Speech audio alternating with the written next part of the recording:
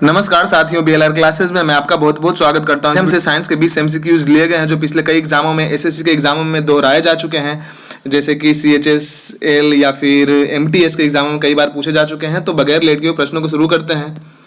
सूर्य का ताप मापा जाता है। सूर्य का ताप मापा किस प्रकार से जाता है? प्लेटिनम तापमापी द्वारा, गैस तापमापी द्वारा, पायरोमीटर तापमापी द्वारा या फिर वाष्पन तापमापी द्वारा। पायरोमीटर तापमापी द्वारा बिल्कुल ही सही जवाब हो जाएगा, ऑप्शन सी बिल्कुल ही सही जवाब है। दूसरे प्रश्न को देखते हैं। जो लीची फल का खाने योग्य भाग कौन सा होता है? लीची फल का जो खाने योग्य भाग कौन सा होता है? मांसल, पुष्पासन, एरियल या फिर मध्य फल भित्ति या फिर बीज पत्र। ऑप्शंस को देखने के लिए 1 से 2 सेकंड का समय दिया जाएगा, उतने ही समय में आप लोग आंसर को टीक आउट करें। एरियल बिल्कुल ही सही जवाब हो जाएगा। लीची का जो खाने का योग भाग होता है वो एरियल होता है। तीसरे नंबर प्रश्न को देखते हैं। डॉल्फिन वर्गीकृत किए गए हैं। डॉल्फिन को किस प्राणी में रखा गया है? मत्स्य में, उभयचर में, सरीसृप में या फिर मेट्रीडियम में। मेट्रीडियम बिल्कुल ही सही जवाब हो जाएगा, ऑप्शन डी। चौथे नंबर प्रश्न को देखते हैं दोस्त। निम्न में से कौन अधातु है? निम्न में से कौन सा अधातु है? गैलियम, इंडियम या फिर एल्यूमिनियम या फिर नाइट्रोजन। तो नाइट्रोजन बिल्कुल ही सही जवाब हो जाएगा, ऑप्शन डी। पांचवें नंबर प्रश्न को देखते हैं दोस्त। बहुभ्रूणता का सबसे अच्छा उदाहरण है। जो बहुभ्रूणता का सबसे अच्छा उदाहरण कौन सा है? कोकोसिस्ट्रीस या फिर कैप्सिकम या फिर साइकस। बहुभ्रूणता का जो सबसे अच्छा उदाहरण है कौन सा होता है? तो अस्ट्रीस बिल्कुल ही सही जवाब हो जाएगा, ऑप्शन बी। छठे प्रश्न को देखते हैं दोस्त। आर्कियोप्टेरिक्स दर्शाता है। आर्कियोप्टेरिक्स क्या दर्शाता है? मैमल्स का एविज से विकास, रेप्टिलिया का एमेबिया से विकास या फिर एविज का रेप्टिलिया से विकास या फिर रेप्टिलिया का एविज से विकास। ऑप्शंस को देखें तो रेप्टिलिया का एविज से विकास, ऑप्शन डी बिल्कुल ही सही जवाब हो जाएगा। सातवें नंबर प्रश्न को देखते हैं। अच्छा प्रश्न है दोस्त, इंपॉर्टेंट सा प्रश्न है। कीट की पहचान अन्य जीवधारुओं से उसके पास क्या होने की से की जा सकती है? मतलब कीट का जो पहचान होता है हम किस माध्यम से कर सकते हैं, औरों से अलग किस प्रकार से हम देख सकते हैं इसे? तो 2 जोड़े पंख के कारण, 3 जोड़े टांगे, ट्रेकिया या फिर ये सभी के कारण हम कीट। तो ऑप्शन बी बिल्कुल ही सही जवाब हो जाएगा। 3 जोड़ी टांगे जिसकी होंगी वो कीट के श्रेणी में रखा जाएगा उसे। 8वें नंबर प्रश्न को देखते हैं। दांत में मुख्य रूप से क्या पाया जाता है? या फिर दांत जो होता है मुख्य रूप से किस चीज का बना हुआ होता है? एनामिल, डेंटाइन या फिर मज्जा से बना हुआ होता है या फिर ओडोंटोब्लास्टस से, किससे बना हुआ होता है? तो डेंटाइन बिल्कुल ही सही जवाब हो जाएगा। डेंटाइन जो दांत जो बना हुआ होता है डेंटाइन से होता है, और जो दांत का सबसे जो शरीर का सबसे जो कठोर सा हिस्सा होता है उसे हम एनामिल कह सकते हैं। वो दांत के सबसे आउटर कवर होता है। माइक्रोसॉफ्ट के सह संस्थापक कौन है? जो माइक्रोसॉफ्ट के सह संस्थापक है कौन है? सबीर भाटिया, सुनील मित्तल, पॉल एलन या फिर विनोद धाम। तो पॉल एलन बिल्कुल ही सही जवाब हो जाएगा, और इसके जो संस्थापक थे वो बिल गेट्स थे। 10वें नंबर प्रश्न को देखते हैं दोस्त। पारिस्थितिकी शब्द का सर्वप्रथम प्रतिपादन करने का श्रेय किनको जाता है? जो पारिस्थितिकी शब्द का सर्वप्रथम प्रतिपादन करने का श्रेय किनको जाता है? ब्राउन को, रस्ती को, खुराना को या फिर रीटर को।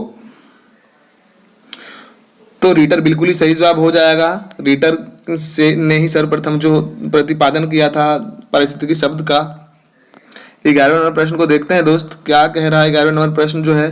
किस विटामिन की कमी से खून का थक्का धीरे बनने की बीमारी होती है? किस विटामिन के कमी के कारण खून का थक्का धीरे धीरे बनता है? विटामिन सी, डी, ई या फिर के। तो विटामिन के बिल्कुल ही सही जवाब हो जाएगा। विटामिन के डेफिशिएंसी के कारण खून का थक्का कम बनता है या फिर धीरे धीरे बनता है। 12वें नंबर प्रश्न को देखते हैं दोस्त। निम्नलिखित में से कौन खाने योग्य कवक है? निम्नलिखित में से कौन सा खाने योग्य कवक है? म्यूकर, पेनिसिलियम, एगेरिकस या फिर राइजोपस। क्वेश्चन अच्छा लगे तो लाइक और सब्सक्राइब अवश्य करें दोस्त। अपने दोस्तों के साथ में शेयर भी करें और बने रहें लगातार बीएलआर क्लासेस में।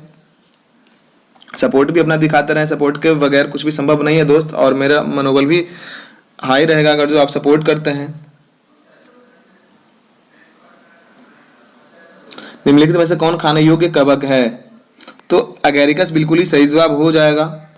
13वें नंबर प्रश्न को देखते हैं दोस्त। यदि पदार्थ के द्रव्यमान और वेग दोनों को उनके परिमाण से दोगुना कर दिया जाए तो गतिज ऊर्जा कितनी हो जाएगी? फिर से देख लेते हैं क्वेश्चन को। यदि पदार्थ के द्रव्यमान और वेग दोनों को उनके परिमाण से दोगुना कर दिया जाता है तो गतिज ऊर्जा तो होती है कितनी हो जाएगी? 2 गुनी, 4 गुनी, 8 गुनी या फिर 16 गुनी कितनी हो जाएगी? ऑप्शंस को देखें आप लोग। तो 8 गुनी बिल्कुल ही सही जवाब हो जाएगा, 8 गुनी हो जाएगी। अनुवांशिकी के जनक किन्हें कहा जाता है? अनुवांशिकी के जो जनक है किन्हें कहा जाता है? लेमार्क, डार्विन, मेंडल या फिर खुराना को किन्हें कहा जाता है? मेंडल बिल्कुल ही सही जवाब हो जाएगा। मेंडल को ही अनुवांशिकी का जनक कह सकते हैं, कहा जाता है। CAD का जो तात्पर्य है क्या होता है? कैड, CAD का तात्पर्य क्या होता है? ऑप्शंस को देखें। Computer algorithm for design, computer aided design, computer application in design या फिर उपयुक्त में से कोई नहीं। कैड का जो फुल फॉर्म क्या होता है दोस्त? कंप्यूटर एडेड डिजाइन बिल्कुल ही सही जवाब हो जाएगा। ऑप्शन बी बिल्कुल ही सही जवाब है। फ्यूज तार की विशेषता क्या होती है? जो फ्यूज तार की जो विशेषता होती है उसका जो कैरेक्टर होता है किस प्रकार होना चाहिए? उच्च प्रतिरोध तथा उच्च गलनांक, निम्न प्रतिरोध तथा निम्न गलनांक, उच्च प्रतिरोध तथा निम्न गलनांक या फिर निम्न प्रतिरोध तथा उच्च गलनांक, किस प्रकार से होना चाहिए? तो उच्च प्रतिरोध तथा निम्न गलनांक बिल्कुल ही सही जवाब हो जाएगा। ऑप्शन सी बिल्कुल सही जवाब हो जाएगा। फ्यूज का तार जो होता है इसको फॉलो करता है। 17वें नंबर प्रश्न को देखते हैं दोस्त। निम्नलिखित में से किसके जांचने के लिए एलिसा टेस्ट करवाया जाता है? एलिसा टेस्ट किसके जांच के लिए करवाया जाता है? सुजाग, मधुमेह, तपेदिक या फिर एड्स के लिए किसके लिए एलिसा टेस्ट करवाया जाता है? तो एड्स बिल्कुल ही सही जवाब हो जाएगा। ऑप्शन डी बिल्कुल ही सही जवाब है। 18वें नंबर प्रश्न को देखते हैं दोस्त। निम्नलिखित में से कौन सा उत्तक घाव भरने में सहायक होता है? घाव भरने में जो सहायक उत्तक होता है कौन सा होता है? एपिथेलियमी उत्तक, पेशीय उत्तक, संयोजी उत्तक या फिर तंत्रिका उत्तक? कौन सा उत्तक घाव को भरने में सहायक होता है? जल्दी से। तो एपिथेलियमी उत्तक बिल्कुल ही सही जवाब हो जाएगा। सेकंड लास्ट क्वेश्चन देखते हैं आज का दोस्त। रिंग रोग के नाम से कौन जाना जाता है? रिंग रोग के नाम से कौन जाना जाता है? सैथिल रोग, मोज़ेक, बंकी टॉप या फिर व्हाइट रोग? तो सैथिल रोग बिल्कुल ही सही जवाब हो जाएगा। सैथिल रोग जो होता है रिंग रोग के नाम से जाना जाता है। आज का लास्ट प्रश्न है दोस्त, देखेंगे। निम्नलिखित में से कौन सा कोशिकांग DNA रखता है? कौन सा कोशिकांग जो होता है, कोशिका का कौन सा भाग जो होता है जिनमें DNA होता है? सेंट्रियोल, गोल्गी कॉइल, लाइसोसोम या फिर माइटोकॉन्ड्रिया? आसान से प्रश्न लिए गए हैं तो माइटोकॉन्ड्रिया बिल्कुल ही सही जवाब हो जाएगा। शायद आप सबको पता ही होगा। तो आज के लिए सिर्फ इतना ही क्वेश्चन था दोस्त। फिर से मिलेंगे नेक्स्ट वीडियो में। धन्यवाद, जय हिंद।